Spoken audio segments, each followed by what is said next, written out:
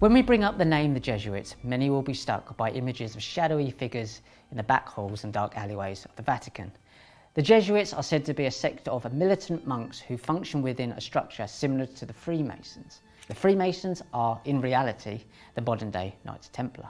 Some researchers believe that the Jesuits control the Pope and the Vatican today, which in turn means they are a crucial organisation within the Babylonian death cult that we connected to the Club of Rome in part 1 of this series. This may well be true in that the current Pope, Pope Francis, is the first Jesuit Pope. The infiltration by the Jesuits is vast and varied. The father of modern-day philosophy, Descartes, was educated as a Jesuit and claimed to be a Roman Catholic, although his books were placed on the Catholic Index of Forbidden Books. It was Descartes who influenced the work of Isaac Newton. Both Descartes and Newton were deeply fascinated by the esoteric and the occult, which would at first glance appear to be in conflict with the Catholic doctrine. A more modern-day high-profile name that is connected to the Jesuits is Dr. Anthony Fauci. Fauci was responsible for so much of the carnage caused by the COVID-19 agenda. Dr. Fauci was educated at the Regis High School, which is a Jesuit high school in New York. He then went on to the College of the Holy Cross. Melinda Gates, the former wife of eugenicist Bill Gates, started her education at St. Monica Catholic School. F.R. Williams Sullivan proceeded over her wedding to Bill Gates. It is my belief that in New York, we are looking at both the Jesuits, such as Anthony Fauci, working alongside the Messianic Chabad Lubavitch sect through the likes of Jared Kushner, who many believe to be the handler of Donald Trump, his father-in-law. We saw this at the start of the COVID-19 scam, when it was clear that President Trump was taking his cues from the Jesuit, Anthony Fauci. Perhaps the most famous Jesuit would be Adam Weishaupt, who is widely known as the founder of the Bavarian Illuminati. It was Weishaupt who worked alongside Jacob Frank and Mayer Amschel Rothschild to form what many believe to be the foundations of the overall Illuminati in 1776. These are just a few examples of how deeply intertwined the Jesuits are in the upper levels of the cult, and how they worked side by side with what would at first glance appear to be those with opposing views and ideologies.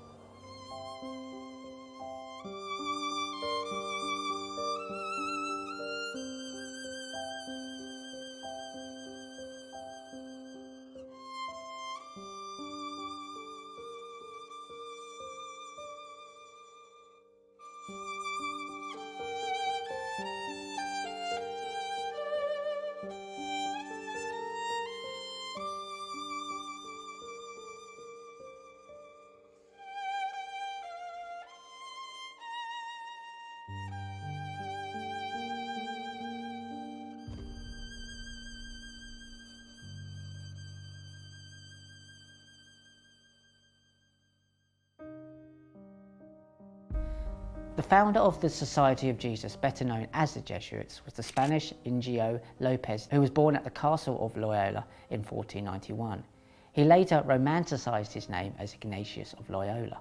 As a young soldier, Ignatius was said to have been an unruly and conceited soldier who led a life of chaos and disorder, a life that involved many women, gambling and conflict. This behaviour continued until he was the recipient of a bullet wound to the leg during the defence of Pamplona against the French. It was actually the French soldiers who took a wounded Ignatius to his brother at the castle of Loyola. One has to wonder why they would aid the enemy. Perhaps he was already highly connected to certain bloodline families and therefore protected. During the resetting of his broken leg, which appears to have happened twice without anaesthetic, he is said to have had a nervous breakdown. Whilst he was laid up during his recovery, his sole entertainment was to read the life of Christ and the life of the saints. It was the martyrdom of Christ that drew him in, and this led him down the road of an apostolate. In 1522, Ignatius left the ancestral castle with a lofty goal of becoming a saint. After he took part in a thorough confessions at the monastery of Montserrat, he was planning to continue his journey to Jerusalem. His confessions lasted at least 3 full days, when he then decided he had been delivered from sin and his previous behaviour had been a trick by Satan. He finally arrived in Jerusalem on the 1st of September after the plague forced him to stay near home for almost a year. He then travelled on through Venice, Genoa and Barcelona on his way to the University of Alcalá, where he took up the study of theology. One has to wonder who was funding these excursions and opening the doors for this young troubled ex-soldier. Some research suggests that it was actually the House of Farnese who were behind Ignatius and the establishment of the Jesuits. It was Pope Paul III in 1540 who officially recognised the Jesuits. His real name was Alessandro Farnese. Other black or papal bloodlines which are connected to the Jesuits and the control of world events are the Breakspear family, the Cecil family, the Pallavicini family and the Orsini family. In fact, the Pallavicini coat of arms uses the double-headed eagle like the Freemasonic Scottish Rite. It is said that Princess Maria Camilla Pallavicini is more powerful than King Charles. Some call her the Queen of the Black Nobility. Ignatius' teachings landed him in prison at least twice on the conviction of heresy. He was only released with the condition that he ceased his conduct. He then journeyed on to Paris, where he attempted to indoctrinate his fellow students, which landed him in trouble yet again. Clearly, someone powerful was helping him out of prison. Sensing he was perhaps running out of lives, he then restricted his views and teachings to just 6 close friends who became Jesuit recruits. The order was eventually given autonomy from the Pope so that its actions could remain effective. So in effect, the Jesuits were exempt from cloistered rules which applied to monastic life. These Jesuits were monks living in the world who had no outward appearance of being either Catholic or a Jesuit. The perhaps perfect spies for the Vatican and the ancient bloodlines.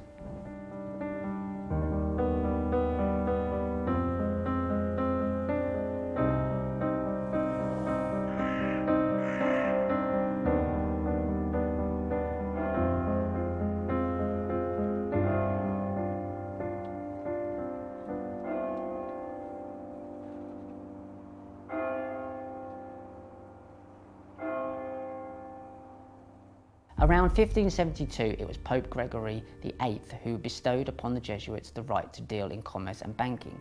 This is why we see the Jesuit-trained Adam Weishaupt working with the Rothschild banking family in 1776. This meeting also combined the financial and militant power with the messianic agenda of the Sabbateans through Jacob Frank. In reality, the privileges and power given to this military and intelligence arm of the Roman Catholic Church served as a protection racket for the Church itself, who wanted to keep hold of their unrestricted power. In essence, the Jesuits became the bodyguards and secret service of the Vatican. As of 2011, the number of official Jesuits has reached approximately 33,000. That number is not lost on me. Not including those who covertly infiltrate society on behalf of the cult. These are politicians, magistrates, high-ranking officials, media personalities, police officers, physicians, scientists and faculty professors, to name but a few.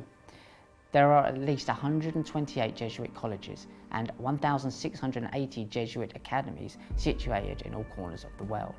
If France was the cradle of the society, then it is Italy where it first truly took root, from whence it spread. Ignatius became the first superior general in 1541 and the Vatican's first black pope. The entire modus operandi of the Jesuits was to engage in obedience to the Pope, which would make sense since it was a Farnese who was funding them whilst he was Pope. Loyola died in July of 1541 and his secretive intelligence arm of the Vatican is still in operation to this very day.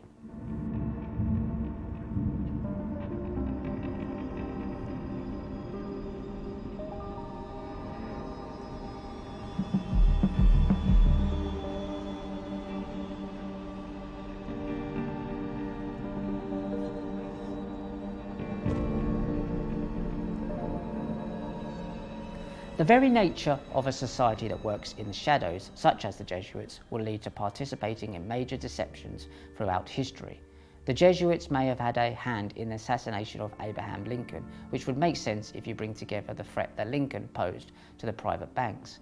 Remember, it was the Jesuit-trained Adam Weishaupt who joined forces with Mayor Amschel Rothschild in 1776 to form what many call the Illuminati.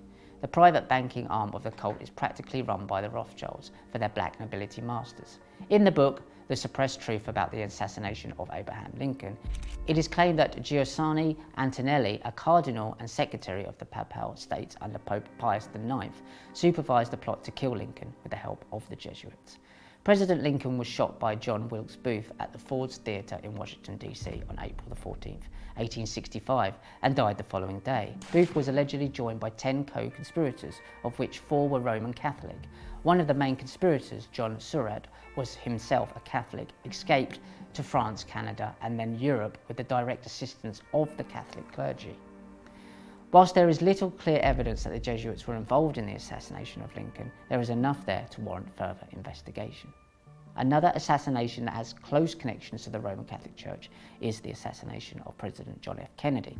Kennedy was the first Catholic president, but it is widely known that he refused to kiss the ring of Pope Paul VI when he met him in 1963. This would have been a public display of a man refusing to bend the knee to the cult. Another reason why the Catholic Church and its intelligence arm, the Jesuits, may have been out to get Kennedy was that in September of 1960, Kennedy, while speaking at the Greater Houston Ministerial Association, openly stated that he would keep the church and state separate. This would not have gone down well with the Catholic Church. Kennedy said, "I believe in an America where the separation of church and state is absolute, where no Catholic prelate would tell the president, should he be a Catholic, how to act, and no Protestant minister would tell his parishioners who to vote for." Perhaps Jackie Kennedy left a clue when she wrote a poem called Meanwhile in Massachusetts. Written before her marriage to John, she included the line, "He would find love, he would never find peace, for he must go seeking the Golden Fleece." The Order of the Golden Fleece was founded as a Roman Catholic order to uphold the principles of both the Catholic faith and the Knights' Chivalric Code. This is the highest order of the Roman Catholic Church. Interestingly, in the mythology of Jason and the Argonauts, the Golden Fleece is guarded by a serpent. We have already mentioned the Jesuit-educated Dr. Anthony Fauci, who was significantly responsible for the rollout of the experimental mRNA gene therapies that were rebranded as vaccines. Although there is much debate as to whether the so-called virus ever existed, we do know that the RT-PCR test was used universally in the early months of the agenda to gather the data on who supposedly had this virus. The inventor of the RT-PCR test was Dr. Kary Mullis, who openly stated that the PCR test is not a diagnostic tool. Mullis was an American biochemist who is on video saying of Fauci that he didn't know anything about anything, and I would say that to his face, nothing. The man thinks you can take a blood sample and stick it in an electron microscope, and if it has got a virus in it, you will know it. He doesn't understand electron microscopy, and he doesn't understand medicine. Here we have a Jesuit-trained asset in Dr. Fauci pushing experimental mRNA vaccines onto millions of people when the inventor of the test being used to diagnose those taking the so-called vaccine says Fauci is clueless. Dr. Kary Mullis went on to say in regard to Fauci, "Those guys have got an agenda which is not what we would like them to have." And indeed they do. And when you connect that with Fauci's work with Bill Gates, whose own wife was educated as a Jesuit, you start to build a picture. Remember, Gates and Fauci were the guys influencing President Donald Trump, which led to Operation Warp Speed. Unfortunately, Dr. Kary Mullis died just a few months before the COVID scam began to flood throughout the world. How very convenient for the cult.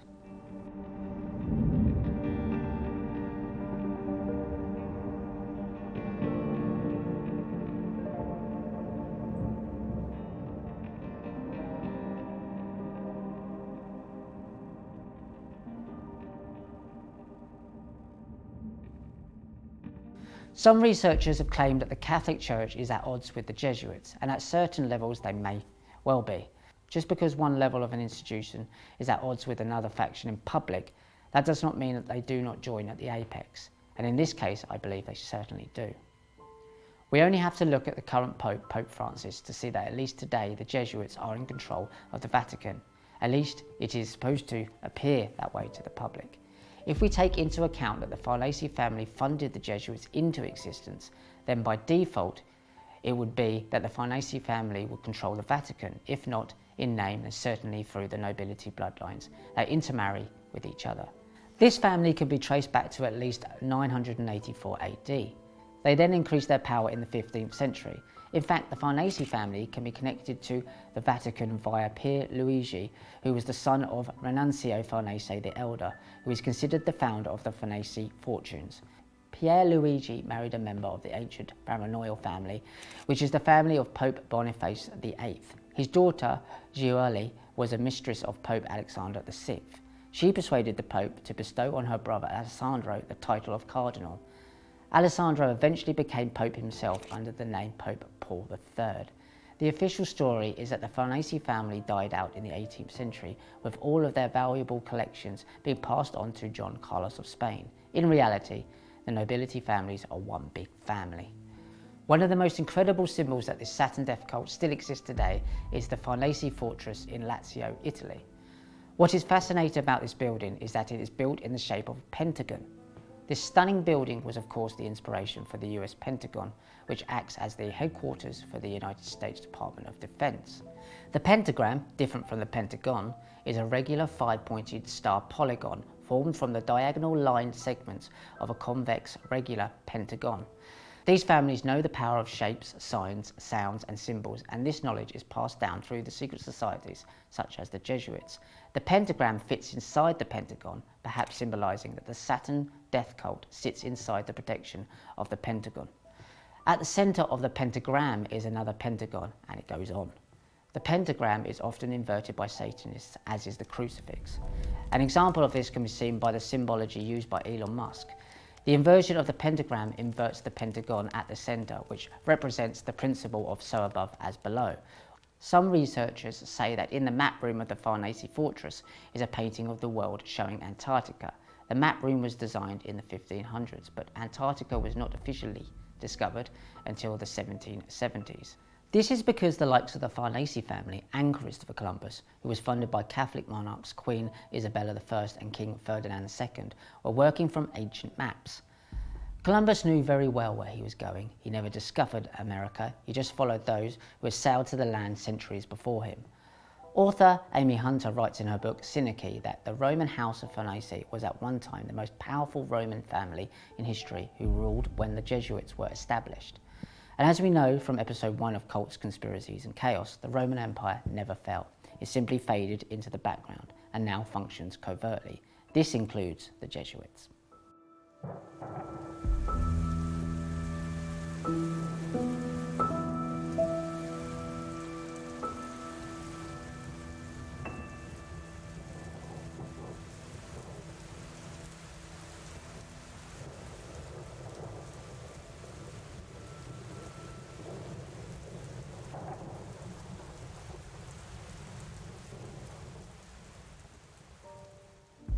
Most people will be familiar with the Pope. He's the fella with the Pope-mobile, you know, the chap who's dressed all in white. What many will not know is that, like the Freemasonic chessboard, you cannot have the light without the dark, and that there is in fact a black Pope who sits in the background. As mentioned before, some researchers believe that the founder of the Jesuits, Ignatius Loyola, was the first black Pope, heading up what became the Vatican's intelligence and secret service order. This would also connect into the House of Farnese, funding the Jesuits into existence through Loyola, whilst also supporting the early days of the Rothschild banking dynasty, who were later deeply involved in British intelligence through Victor Rothschild, who was exposed as the fifth man of the Cambridge Five spying. In reality, it appears that all intelligence agencies and secret services fuse into one at their apex. Victor Rothschild was more likely to have been running the show than working for the KGB. The Vatican is officially the smallest country in the world, encircled by a 2-mile border that sits within Italy proper, much like the similarly owned cult operation centres in Washington DC and the City of London. It is a sovereign state. We have the cult's religious centre in the Vatican, the finance is sorted in London and then washed in Switzerland, and the military order is coordinated in Washington DC. Inside Vatican City we find an obelisk which was reportedly taken by Calliluga, who was the third Roman emperor, from Heliopolis in Egypt. An obelisk is a male phallic symbol and is representative of the penis of Osiris, who was the husband and brother of the Egyptian goddess Isis, the inspiration for the Statue of Liberty. They had a son called Horus, who eventually avenged his father and killed his uncle Set, who had dismembered Osiris. Much of this mythology was woven into the biblical narrative of the dying and rising sun, Jesus or Yeshua. This is why we speak of the sunset and the horizon, which comes from Horus rising. The crucifix itself is the sun setting on the horizon, where the sun makes a cross-like image before it goes down, only to rise again the following morning. This is the solar cross of the Knights Templar. The Black Pope is also known as the Superior General of the Society of Jesus, the first of which was, of course, Ignatius Loyola. Another name for the Black Pope is the President of the World. It has been said that the Black Pope has been behind many world leaders and is always one step ahead. The Jesuits were outwardly answering to the White Pope, but in the shadows they were actually answering to their Superior General, the Black Pope. The Black Pope is answerable to the Grey Pope and wealthy papal and black nobility bloodlines that descended and intermarried with the likes of the Farnese family. The colour black was chosen to signify its dark and shadowy nature, and I personally think it is fair to assume, or at least connect it with Saturn, which is also represented by the colour purple. The robes you wear during your graduation ceremony and the mortarboard you wear on your head are all symbols of Saturn, as are BlackRock and Mossad intelligence agency, Black Cube. You can also see this symbology hidden with the Islamic Kaaba and the Jewish tefillin that followers wear on their head. Other symbols connected to Saturn are the magic cube of Saturn and the Star of David, or the Seal of Solomon, which is also a symbol for the Rothschilds, and on the flag of Rothschild-created modern-day Israel. You can also find the black cube on top of Donald Trump's tower in Istanbul.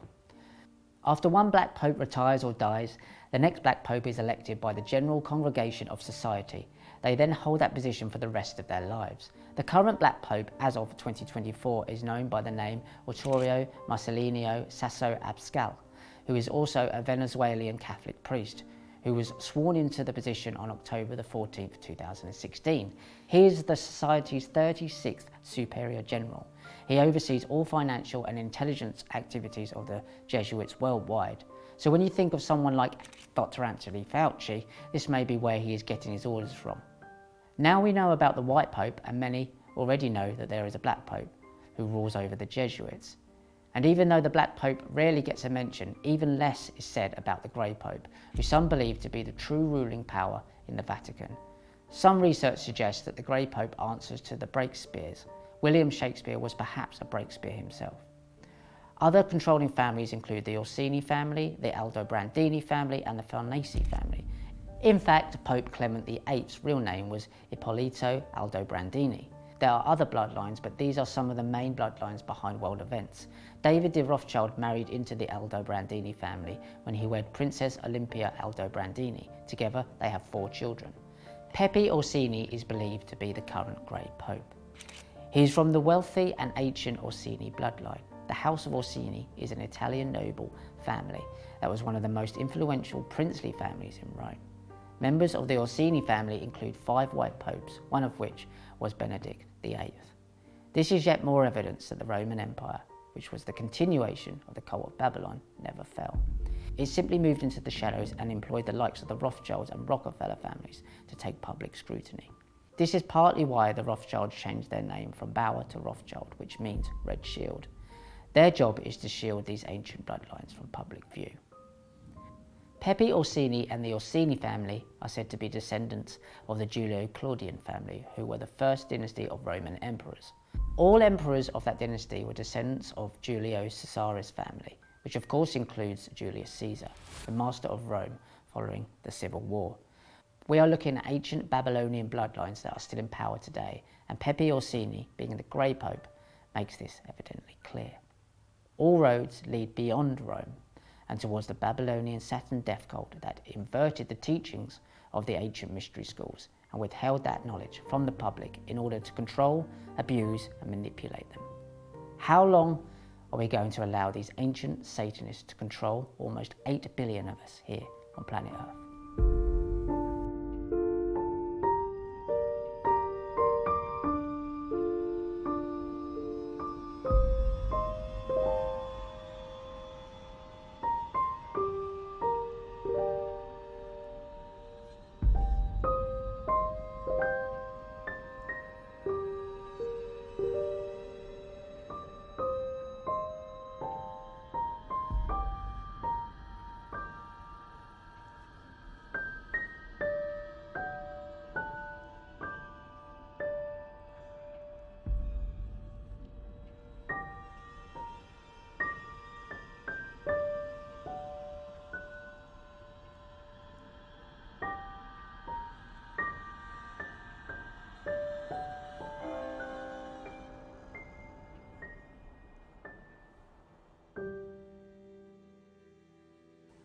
The conclusion we can come to in this episode is that the Vatican and the Jesuits are high up, yet only part of a hierarchy that some call the Illuminati. The Illuminati agenda is known as the New World Order.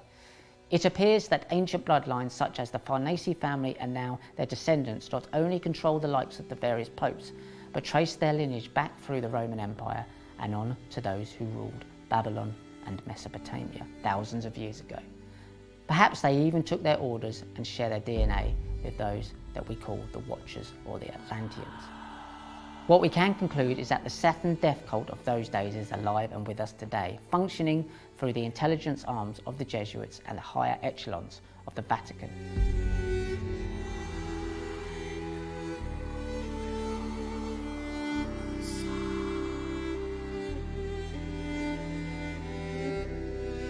As the pieces of the puzzle begin to focus into view, join us for the next episode where we will be covering more cults, secret societies and organisations which make up the global death cult that runs the world today. Until we meet again, take care. Goodbye for now.